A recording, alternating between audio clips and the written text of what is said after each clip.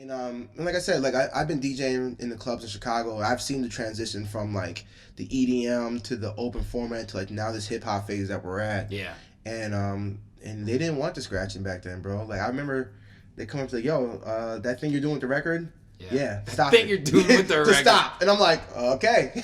Are they speaking from the people's mindset, or are they speaking from their own? They're speaking from their own. A lot of the places I DJ'd at early on in my career, they speak from their own. Did you ever try and take the high road like I know the people want, whether it's a track or scratching? I played the game, so I'm a little different. So I played the game, and I try to get in where I fit in. Yeah.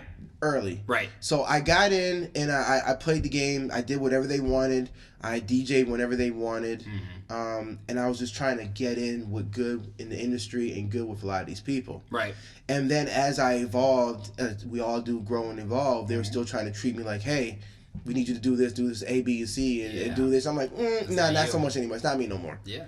I moved on, and I think you should move on from you telling me like how to play a song. You're trying to build a brand. You want people to come see a heavy set, not a DJ set. And that's why I like to this day, Sherm, I don't play at certain places. Really? There's certain spots I don't like playing at because they're so involved with the playlist. You know what I mean?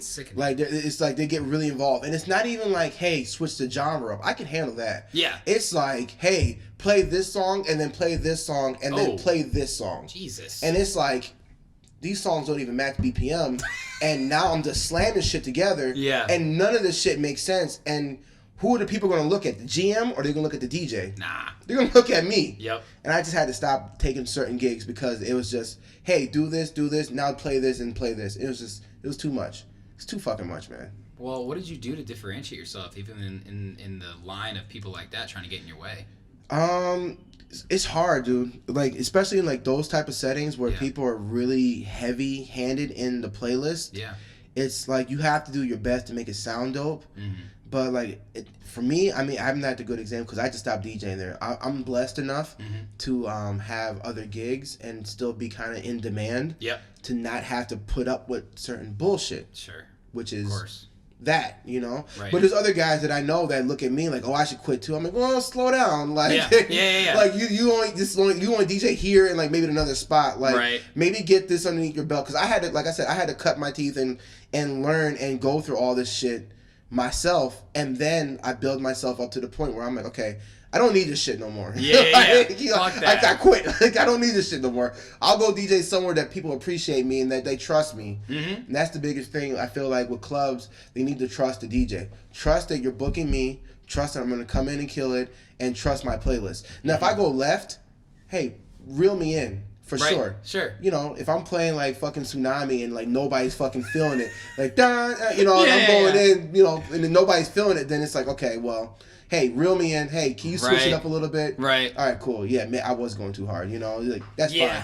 It happens to everybody, bro. But don't you think sometimes at those places that do support you, they think you're a DJ, or they were a DJ, or they are a DJ? Not at all. A lot of these places, they're not DJs. They're just they're just GMs. They're just managers. They just book tables. Right. That's it. They just book tables. They just run the night, and that's important too. Like you need somebody to book the tables and to run the night for sure. They're paying you, right? They're paying me, right? But at the end of the day, like you have to trust me, and I take requests for like tables. Like, okay, this table's dropping $5,000. Can you play this fucking song? Yeah. Who am I to tell them go fuck off? Yeah. Like that's unfortunately, like I would love to be like on some cool DJ shit and be like, oh no request, fuck you. But no, the truth of the matter is when you like play a towel, and you play it underground, and some of these other spots bounce, and they bring out the bottle with the sparklers and shit, and then they're dropping like $10,000 on a whatever. Yeah, like the least you can fucking do is play a song for 30 seconds.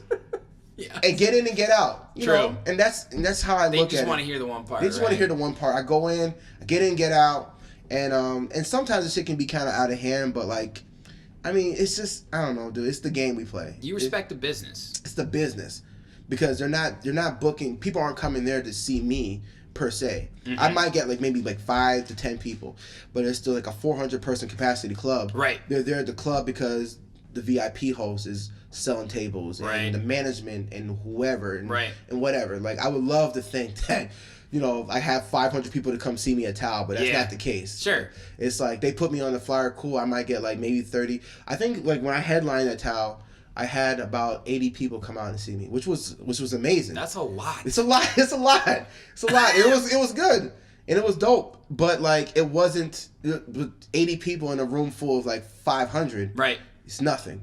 Yeah, you respect the game. So I respect the game. So like I said, if I see somebody celebrating a birthday or whatever, you know, I play a song. I play fucking in the club for them. You know, Yeah, I want that. you got to do it. You're it's gonna just play that anyway, it's just the though. game. But Yeah. that's part of the work. That's part of Right. the business.